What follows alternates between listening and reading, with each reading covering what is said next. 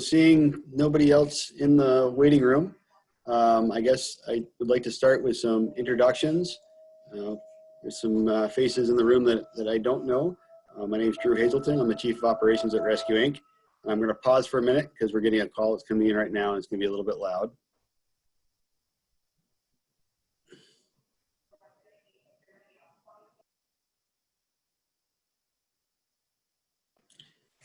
All right, and for those of you that's your first meeting, this is kind of meant to be an informal discussion. Feel free to raise your hand, holler, wave at us. It's the first time we've done this by Zoom. Usually we have a room full of people, so if you've got a question, feel free to just stop me and we'll get your questions answered. So let's go through the people that are on the phone. And if you don't mind introducing yourself, where you're from, so that we can know who we're speaking with today. Who do you want to start, Drew? Me? You can start. Yep. Okay. I'm Kathy Hagee. I'm one of the trustees. I represent the town of Townsend.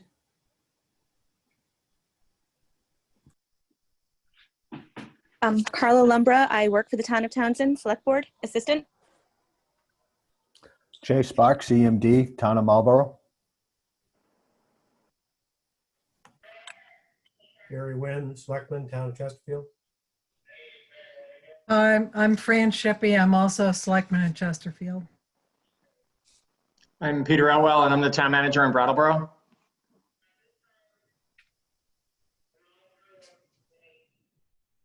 I'm Dave Jones. I'm on the select board in Brookline. Katie Prignano, representative to the board from Marlboro. I'm David Baxendale from the Select Board of Dummerston.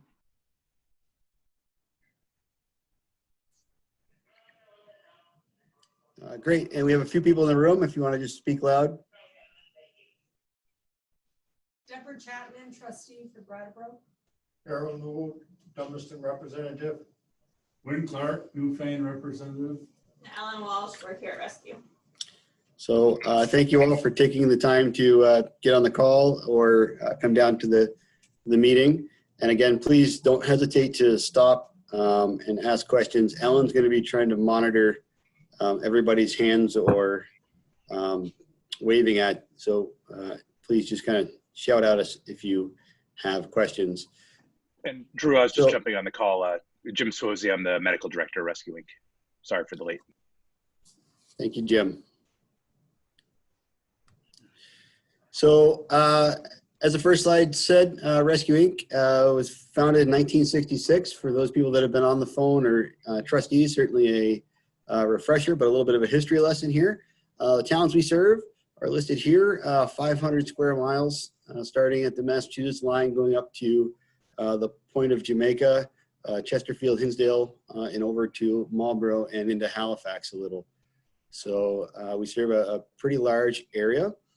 We have representatives from each of those towns, or a representative due from each of those towns. Some of those seats are currently vacant, but each one of those towns has a representative on our board as we look to provide our service. So operational overview, we operate out of 2 stations.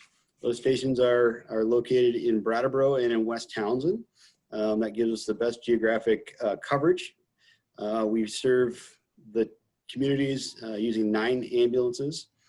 Typically, we have 6 based in Brattleboro and 3 based in Townsend. That depends on things like out of service and maintenance and some other system coverage. But typically there's 6 in our Brattleboro office and 3 in our Townsend office.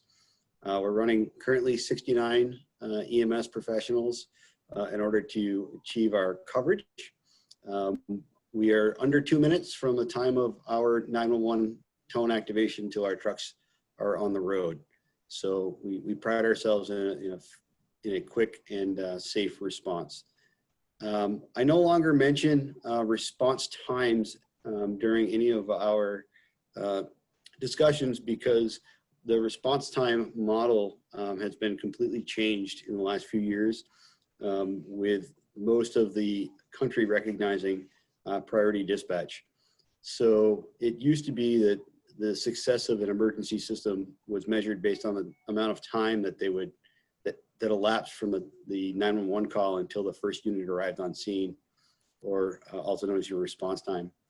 In a priority dispatch model, that time actually doesn't represent anything, because calls of lower priorities are delayed, and quite intentionally delayed. So we do not respond lights and sirens to calls that are considered to be a lower priority. And there's a very well understood matrix and a decision-making algorithm that's in place to determine which calls those are.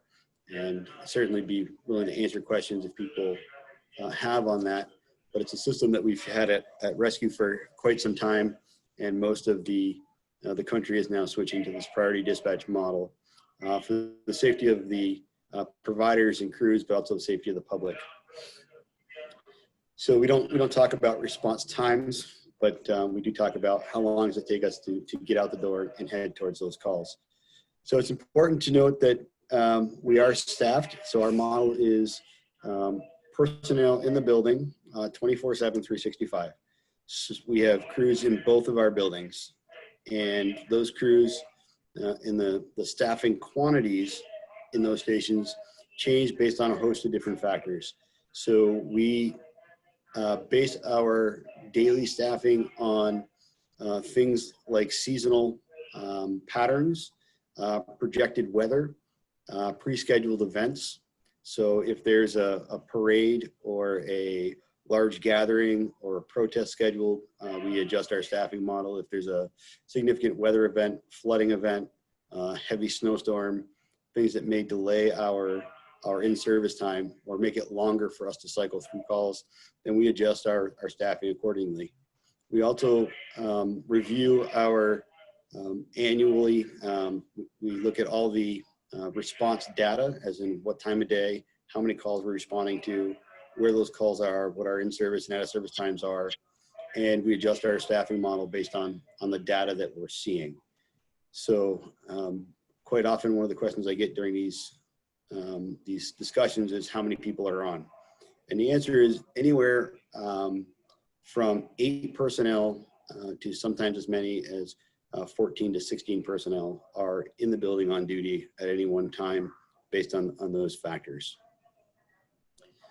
So our model involves having one cohesive group. So we don't operate 2 separate independent emergency response operations. We run one system that flexes and moves resources between the 2 areas.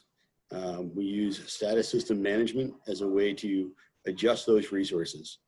So if the Townsend office is seeing a larger quantity of calls, so it's not uncommon for that area to see 2 or 3 calls at a time, then resources out of the Brattleboro office are automatically moved to that area to take on that additional call volume. And the same thing happens in our Brattleboro office. As call volume increases, we'll move resources from our Townsend office into Brattleboro for that emergency kind of staffing relief, and then we'll backfill our Townsend office with on-call personnel. So if you have noticed, especially those from Dummerston, that there's a lot of trucks moving up and down through the valley, that is our status system management. That's us moving resources between our 2 divisions. We also offer and operate our special teams out of both stations. That's search and rescue for backcountry wilderness rescue, as well as flood rescue and high angle rescue is located in both stations. This slide is missing a whole bunch of data. There it is. So something that we're really proud of is the reliability of our model. And we talked about that system status, the shifting of resources, and kind of the dynamic scheduling model that we use. And we've done that successfully 4 years. So a year ago, I got to put this slide up with a 3-year star up there, but we're 4 years without having to rely on an outside service to cover any of our emergency calls. So we take that responsibility very seriously. That's 18,000 consecutive calls that we have managed to cover with our own in-house resources through that model of shifting resources and callbacks. So call data, everybody likes to know what we're up to. So you'll see a large percentage of our call volume are mental health related emergencies. Overdose calls, 339, cardiac incidents, 367, 45 cardiac arrests. So if you're wondering what's keeping us busy, this is what's keeping us busy. This year, our call volume is down. So over the last 5+ years, we've been seeing some pretty drastic trends in the increasing call volumes. That pattern continued right up until the governor's declaration in March with the COVID pandemic. We had a very sudden decline in our call volume as a result of the stay home, stay safe order and the services being reduced to our hospitals. So this year our call volume's down about 500 calls over our last year.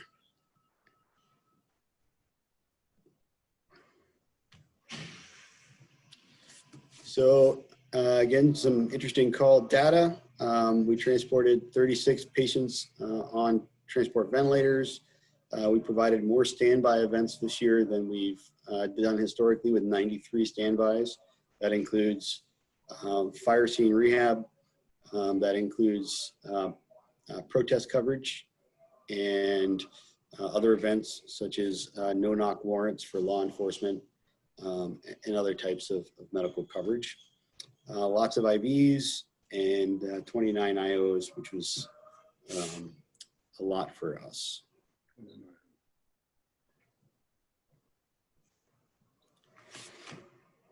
So most people on the line are select board members. And of course, the question everybody wants to know is how much does it cost? I usually wait to the end of the presentation because once we give out the financial numbers, most people don't want to listen to the rest of the presentation. But tonight I decided I'd put it right up front because you already know we are, as a system, we agreed to keep our annual increases to 1% over a period of 3 years. That 3-year period ends in June of 2022. So everybody on the call gets peace of mind that we're fiscally stable and our rates are not changing from what we previously agreed at, which would be the 1% increase over last year.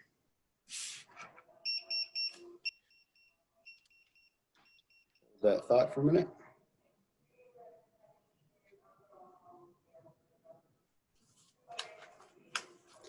So I'm gonna have to put you on pause for 1 second so that I can deal with this emergency call, and I will be back in just a second.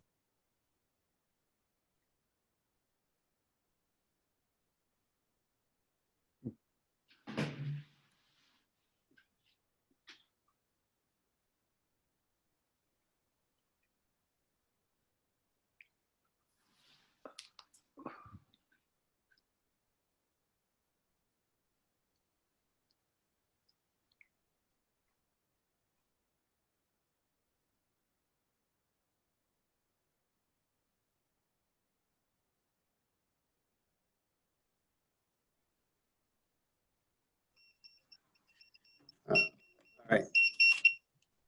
Hopefully I got people are back. So it never fails when we get on a meeting like this, things happen. So if I do have to step out, our system is extremely busy right now, including a missing person up in our Townsend office. So I'll continue to work through the presentation, but I may get more interruptions. So again, our projected for next year is unchanged, and those agreements that we have with our towns are in effect until June of 2022. So we don't anticipate any surprises for you all. So system stress is something that is important to talk about. COVID-19, and I'll spend some time talking about that. I think everybody can agree has created plenty of stress for everybody. loss of transfer revenue. So this is happens in a few different ways. So this year, our transfer revenue was drastically decreased as a result of COVID because the hospitals stopped doing elective procedures, which had a result in our reduction in overall transports. But there are other, I'm sorry for a second, guys.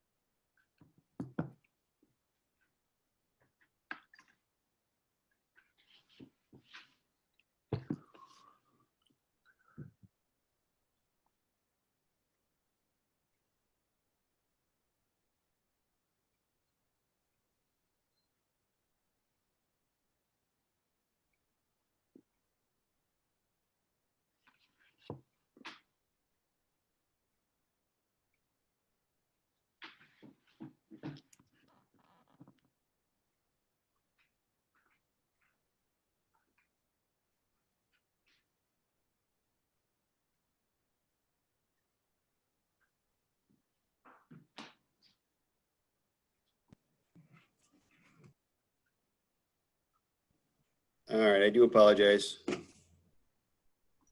So other system stressors, again, we talk about loss of transfer revenue. It's important to note that we serve not only the emergency side, but also all of the non-emergency transports from our facilities. So that includes critical care transports, nursing home to appointments, as well as rehab type transports, and loss of any of that revenue has a negative effect on our overall operation.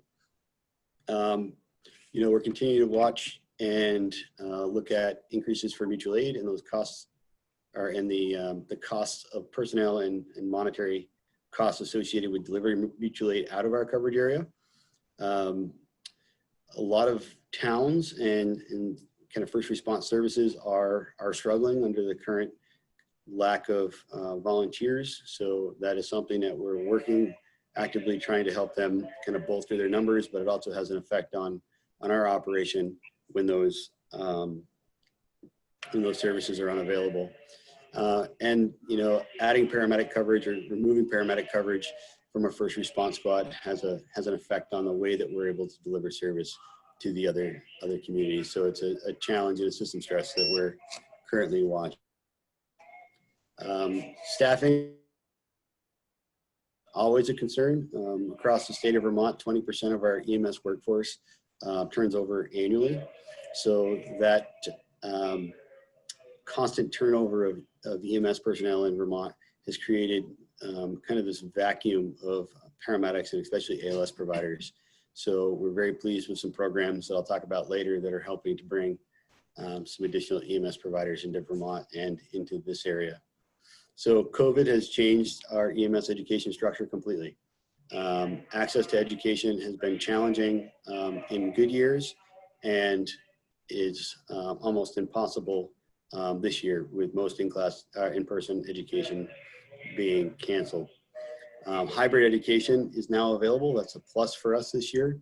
So we do have some personnel that are able to do online education with in-person practicals this fall. So we're hopeful that that will be able to kind of fill some of those gaps. Regulation, I don't need to tell town administrators about unfunded federal and state mandates, but they happen to EMS as well. And that's one of the challenges that we're facing. So we're seeing workforce stress, concentration of calls. As I showed you earlier, the number of mental health, drug overdoses, and deaths is increasing. We're seeing additional challenges as everybody is in the current workforce with the number of employees that are ineligible to come to work. So as we all know, if you've traveled or if you've been sick or you have any of the COVID-related symptoms, then you're ineligible to come to work.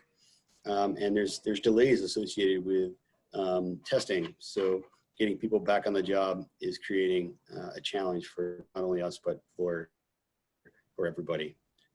We talked about mental health and addiction. This is a disturbing trend in our area that continues to create not only hardship on the people that are suffering from mental health addiction, but also on our EMS and healthcare system. Law enforcement response, this is something that's become a kind of a hot topic around the country, and I wanted to touch on it here because it is having an effect on the way we deliver our operation. Delay in law enforcement arrival to medical scenes that are deemed unsafe. For example, overdoses, assaults, domestic violence, has a significant delay on our ability to provide medical treatment. In some cases, we've seen 45-minute on-scene delays waiting for law enforcement in some areas. So as the kind of law enforcement world around us changes and the expectations of law enforcement change, it's important to understand that that will have an effect on your EMS response. We still require scenes to be safe, and we require law enforcement to evaluate the safety of those scenes before our personnel go in. So that's something that you should consider as you're having those discussions. So like everybody, we're gearing up, we're preparing for what may be another round of COVID, another round of lockdowns, an increase in patient counts. We really don't know what that's going to look like, just like everybody else. So we've been working with our staff, working with our leadership team to come up with contingency plans for what happens if we have multiple people getting sick, what happens if the call volume increases.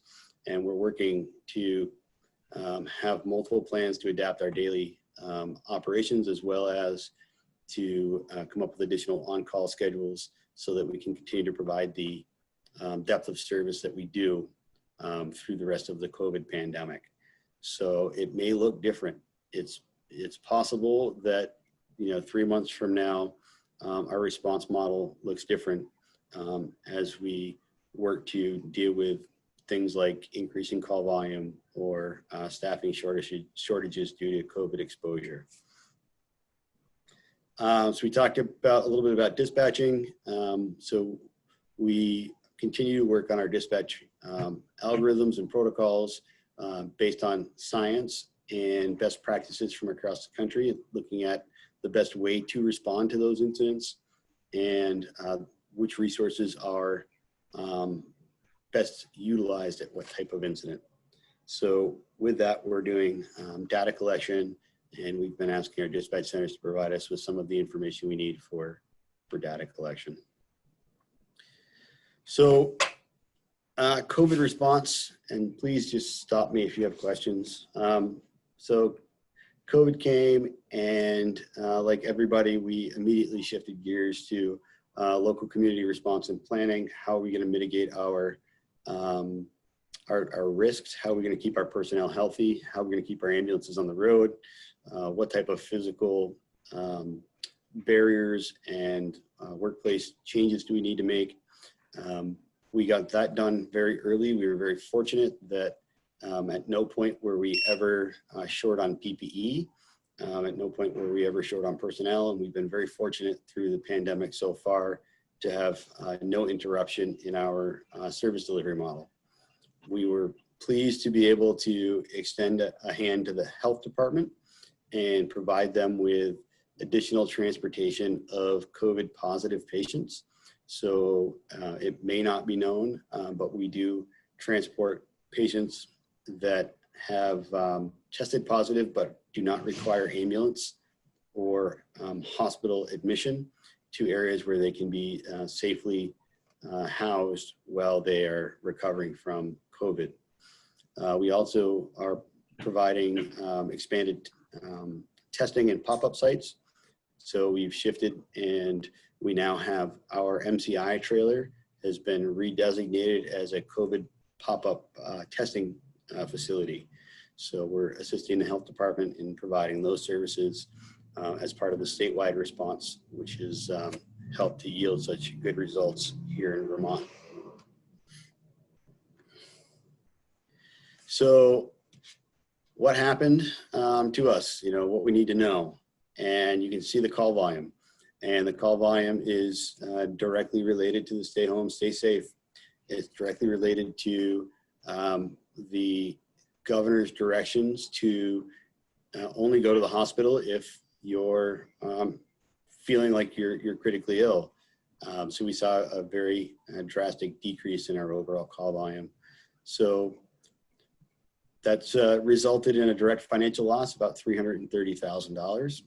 That's something that we're working with state and federal programs to make up, but we have no anticipated need to request additional funds from our member towns, which hopefully is reassuring to you all. We do not plan to reduce services at all. We are, however, working on updating dispatch protocols and creating greater flexibility so that as this pandemic goes on, we can continue providing service regardless of what the pandemic throws at us. I put a note down here, changes in available supplies. The one thing that we did have to do early on in the pandemic was stop supplying first response squads with medical supplies. And that was for multiple reasons. One being the availability of supplies has become very difficult. Two being that the cost of supplies has significantly increased. And the third being that we don't have the additional financial resources right now to be able to give away those supplies. So we did ask that those first response squads try to source their own supplies at this time. So these are the, just to put it up there, the federal and state programs that we are currently working with to fill in that financial gap so that we don't have to come back to the towns and look for additional funding. So there's a whole lot of stuff up here. Some of the stuff you're familiar with, some of the stuff you may not be familiar with, but we're actively working with the Vermont Ambulance Association to make sure that we have mitigated as much of the financial burden as we possibly can through state and federal programs. So in this process, I've been working with our local legislators, and I can't really say enough about the willingness to help and how helpful our current legislative delegation has been. They have provided us with the opportunity to speak. And Ellen, do we have a crew for that? We do. Okay. As well as the data that we needed in order to get some very important EMS legislation passed. So this year we were successful at getting almost $900,000 in funds appropriated for EMS education, which is one of the first times that's happened. So right now, if your local first response squad or your agency has a need for additional EMS providers, that education is funded through a state voucher program at almost 100% of the cost. We managed to get changes in legislation so that we have direct to ambulance service payments from insurance companies. Last year we were struggling with insurance companies that were paying the patients, and then we were having to attempt to get that money from the patients after they had already received it. Removal of the annual credentialing requirements. So this was a burden to our first response squads, caused a lot of services to lose personnel, and that was officially removed from statute this year, as well as extending our EMS license, ambulance license, first response license from 1 year to 3 years, helping to cut some of the administrative burden that we currently have on the smaller services. For the first response squads, we are currently working on, and there's still a piece of legislation pending that creates a new first responder level, which would be the Vermont responder. And we're hopeful that that will pass, which will give us the ability to bring many more people into the kind of EMS response world at a much lower cost in their personal time. So pretty excited about that. And I think that will pass, and I think it's going to bring good things to EMS. We also are waiting on a final vote on the development of an EMS Education Council, which will help to oversee the quality and delivery of EMS education across the state. So the last two are still pending, but we're very hopeful that those will pass. And we do have support from our local delegation on that work. So subscription, we do have 827 households that take advantage of our subscription program. I put this out because a lot of people don't understand or don't know what it is. If you purchase a subscription, it is $60 per household, and that subscription will cover the co-pays that are associated with your ambulance transport. So it's 3 medically necessary emergency calls, medically necessary non-emergency calls, and 1 long distance transfer up to 75 miles. So for our fixed income folks, this could be a huge savings in their overall out-of-pocket cost should they need an ambulance. And this year we have, like I said, over 800 families or households that are participating. Community training. So like everything else, community training has been hugely affected by COVID. So we are currently offering in-person classes at sites that can handle appropriately socially distanced classes. So if you have a facility and a small number of people, we are doing off-site classes for CPR and first aid at those locations. So for people that do need CPR and first aid, it is available, but it has to be done in a socially distanced way, so they can call here and we'll set up their classes still. I mentioned last year the EMS POCUS, or point of care ultrasound. One of our goals is to kind of modernize EMS and bring EMS into the kind of the forefront of medicine. And with the help of the EMS Fund and Butterfly, we have launched one of the first ultrasound programs in New England. This is in collaboration with UVM and Dartmouth. And we are now actively scanning patients for certain medical conditions in the field, which will be studied. And as part of that, we're looking to provide better patient outcomes and overall reduction in costs.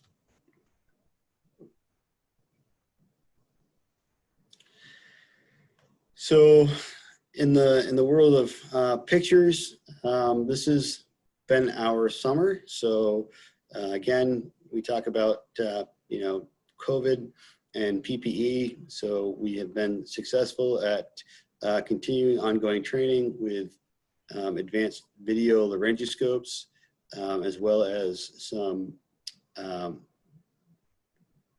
what we're calling intubation boxes that allow for safer intubation.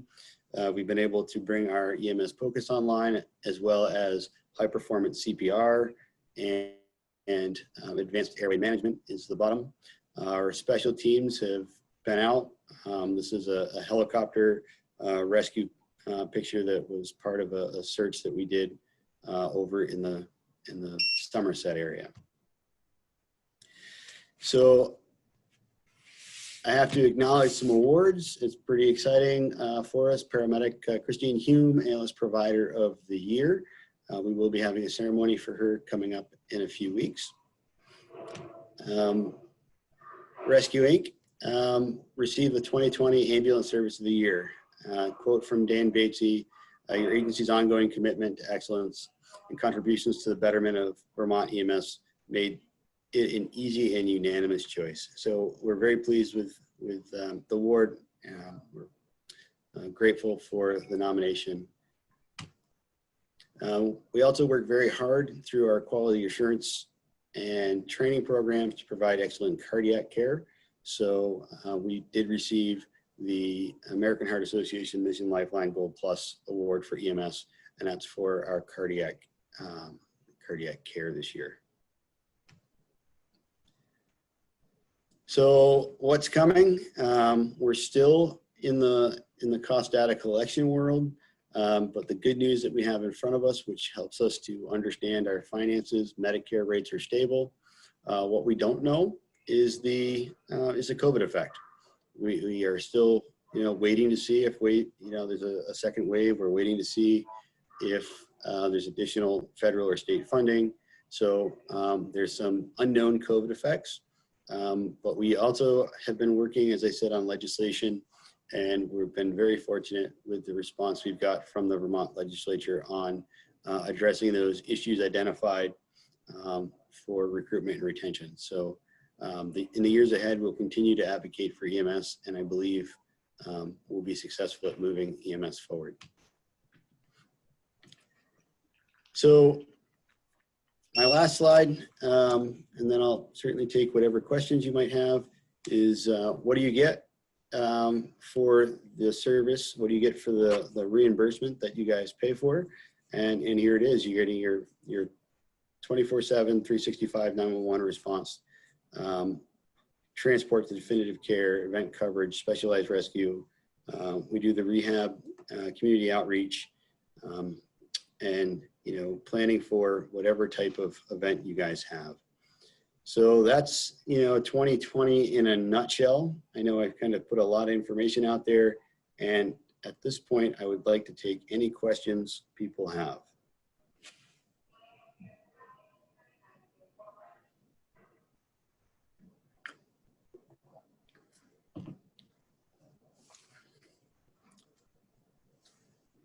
All right, I'm not seeing any. Since nobody's asked any questions, Dr. Swosey, I'll put you on the spot. Would you like to make any comments as the medical director?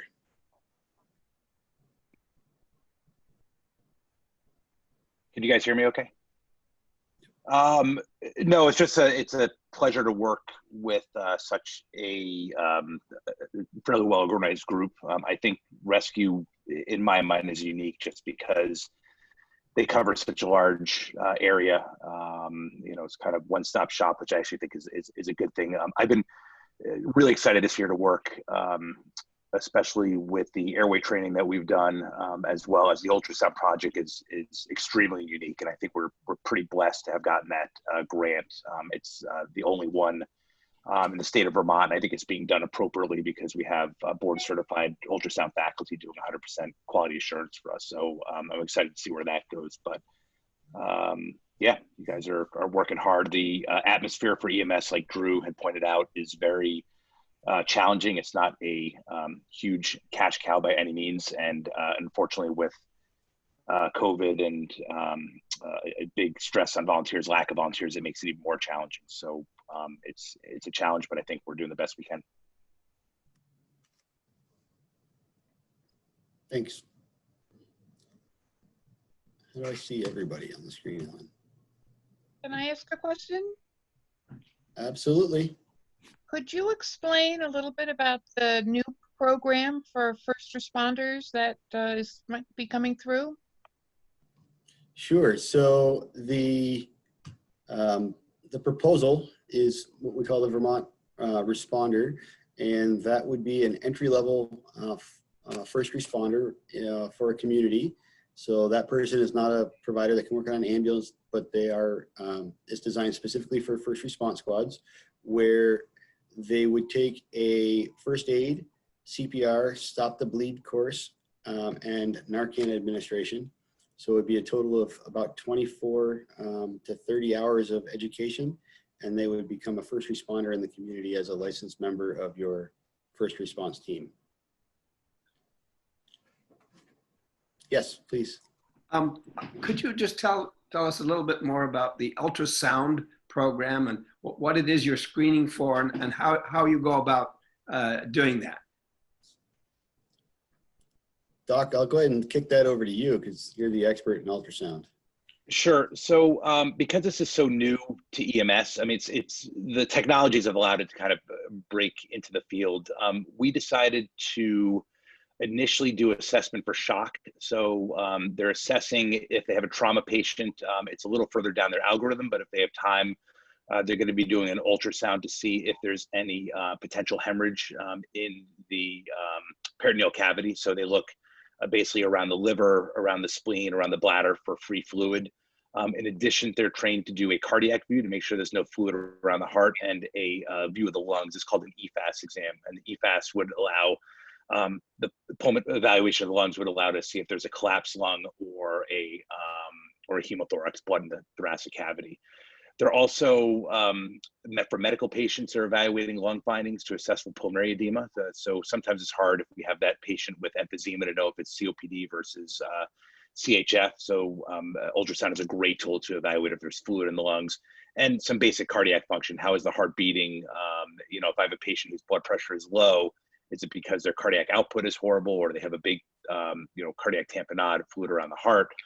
Maybe they need IV fluids. They're going to assess the inferior vena cava, see how plump it is, or if it's flat, tells me that the patient needs fluid. So mainly it's around assessment of breathing and for shock is what we're starting off with. Thank you. Thank you.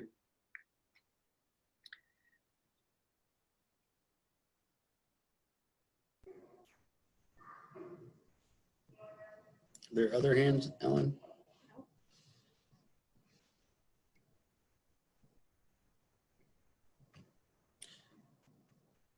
So as I don't see any other questions right this minute. Is there a service that you guys need that we're not providing? So at the end of these meetings, I've always asked if there's services that or voids in the service that you guys see that is different than what we're seeing. Is there something missing that you need from us?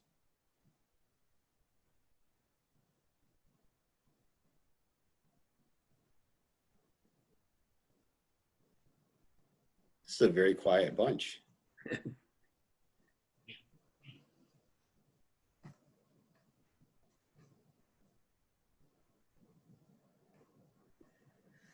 Anything in the room? There are some people here.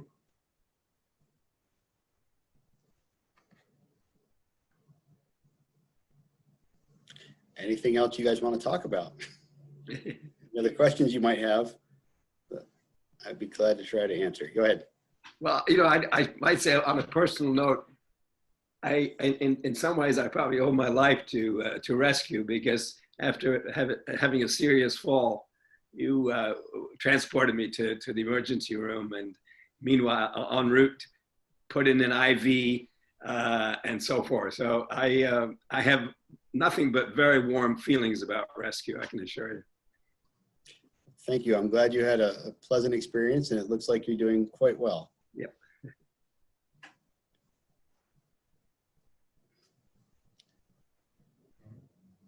All right. So earlier, kind of during the early kind of COVID timeframe, I did send a letter to the select board. She's kind of giving them a quick update. So if something is to change and we, have to go to some of our kind of plan B and plan C, I'll certainly make sure that all the select boards are aware. As part of our response plan, we want to make sure that there is no interruption in service. So we do have, like I said, kind of a plan A, which is our current model and our current staffing. And we are working on, what happens if COVID hits Brattleboro in a really bad way, and all of a sudden we're missing some of our staff. So that's kind of our focus right now, is making sure that those plans are in place, that we know how we're going to deal with that. And certainly if we get to any of those points, or we feel like we're going to get to those points, I'll make sure everybody is aware. I'll send out a mass letter to the select boards and town managers.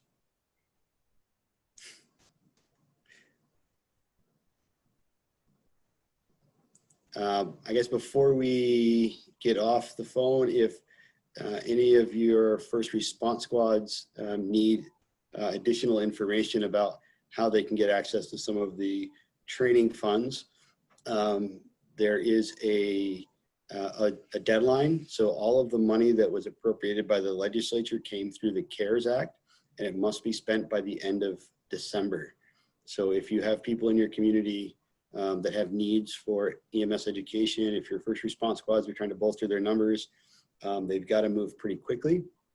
We do have some programs that they can sign up for coming up, but if they don't have access to the information, need additional information, please have them reach out to us so we can get them, you know, their vouchers so they can get their education.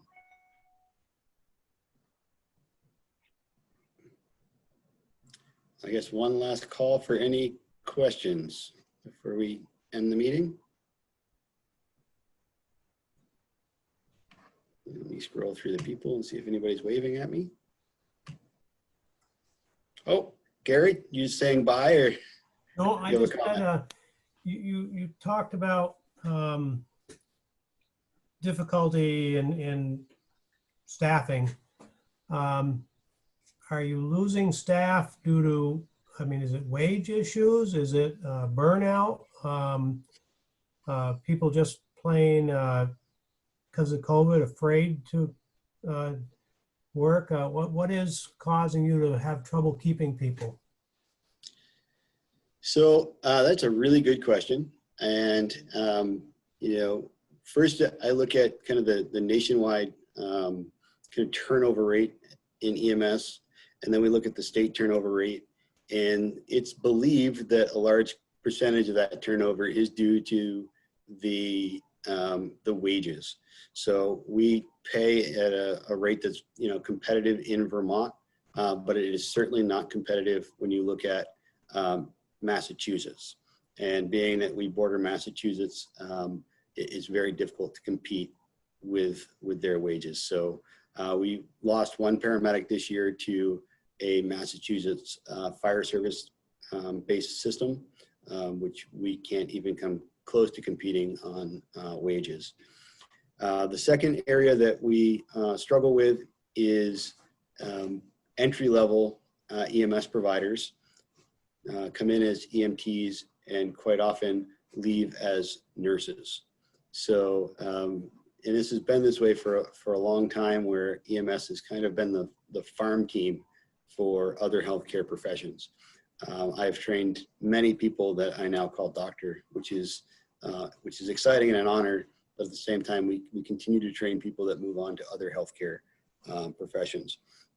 So currently we have probably half a dozen staff members that are either in nursing or PA type programs that we anticipate that will be moving on later on. So those people, again, moving on to other healthcare careers. We don't lose a lot of personnel to burnout, but this year it's certainly been the worst year that I've ever seen for people leaving EMS altogether for burnout. So we have had a couple of those, and I anticipate we'll probably have a couple more. We did have some people, we had one paramedic that stepped away as a result of COVID, decided that the risk to himself and his family was not worth the position, and decided to step away from EMS altogether, as well as a few other people that were part-time or volunteers that have decided that the risk associated with COVID is too much for them. So for those people that were in the meeting last year, we were very fortunate to have a large grant-funded EMT course in the fall, which brought about 45 EMTs into the region in late February. So the timing for us was pretty good. We were able to bring those EMTs in at the beginning of the pandemic, and now they're currently working to obtain kind of their advanced certifications. So though we've lost some, we have gained some, and we're still maintaining a staffing level that is only one person. So we were at 70 personnel last year at this time, and we're currently at 69 this year. Does that answer your question? I hope.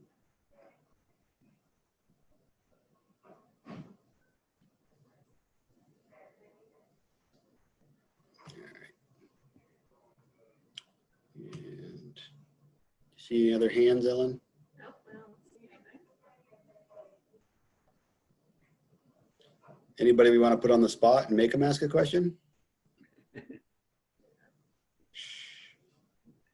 All right. So I don't see anything. These meetings are so hard.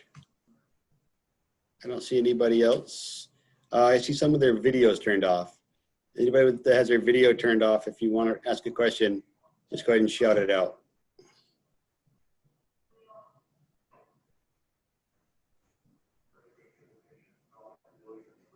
All right. Well, thank you for coming. If you have meetings after or questions after the meeting, if you know all of a sudden that burning question pops into your head, please reach out. You have my email address, you have the office, and we'll be glad to get you whatever information you need so that you guys are well informed. Have a good night. Thank you all. Bye.